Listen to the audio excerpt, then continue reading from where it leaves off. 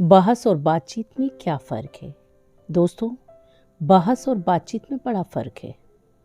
बहस सिर्फ यह सिद्ध करती है कि कौन सही है, जबकि बातचीत यह तय करती है कि क्या सही है। आइए इसे ऐसे समझते हैं। एक बार राजा विक्रमादित्य अपनी सभा में बैठे थे।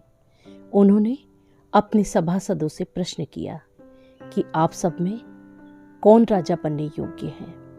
तभी सारे सभासदों के बीच बहस छिड़ गई। सभी अपने आप को श्रेष्ठ सिद्ध करने की कोशिश कर रहे थे। राजा इन सभी सभासदों को बहस करते हुए देख और सुन रहे थे और सभा का वातावरण बहुत ही तनावपूर्ण था और कोई निर्णय भी नहीं हो पा रहा था। ऐसा होते होते शाम हो गई थी। तब राजा ने सभा को समाप्त करने की घोषणा कर दी। जब सभी सभासद चले गए तब राजा ने अपने मंत्री से कहा कि आप चुप क्यों बैठे हैं। तब मंत्री ने कहा, महाराज, मैं आपको कल बताऊंगा। दूसरे दिन नियत समय पर राजा की सभा आरंभ हो गई। तभी राजा के मंत्री ने राजा के समक्ष कुछ कहा और अपने स्थान पर जाकर बैठ गए। तभी राजा ने अपने सभी सभासदों से कहा कि आप सबसे बातचीत करके निर्णय करना चाहता हूँ कि आप सब में से राजा बनने योग्य कौन है। तब सभी सभासदों ने अपने हुनर व कार्यकुशलता के बारे में एक दूसरे से बातचीत करी और सभा में अब बहुत ही शांत व एकजुटता का माहौल था। सभी आपस में प्रेम पूर्वक व्यवहार कर रहे थे।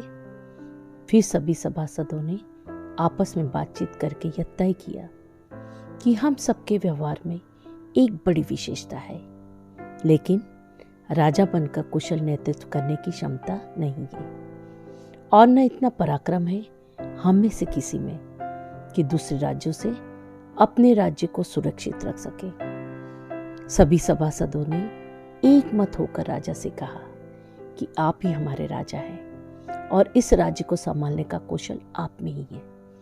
अतः यह कहानी हमें सिखाती है कि जब हम किसी बात पर बहस करते हैं तो किसी भी निर्णय पर नहीं पहुंच पाते हैं, जबकि हम किसी विषय पर एकजुट होकर बातचीत करते हैं तब हम सबके दृष्टिकोण को समझकर एक मत निर्णय लेते हैं कि सही क्या है।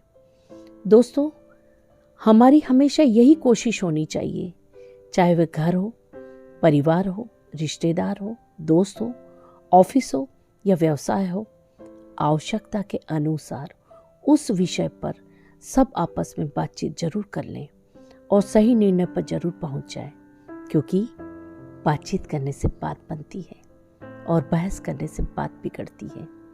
दोस्तों, यदि मेरा ऑडियो पसंद आया है तो ज़्यादा से ज़्यादा शेयर करें, लाइक करें और सब्सक्राइब करें। मैं डॉक्टर विश्वज्योति चौहान, आपका दिन शुभ व मंगलमय हो।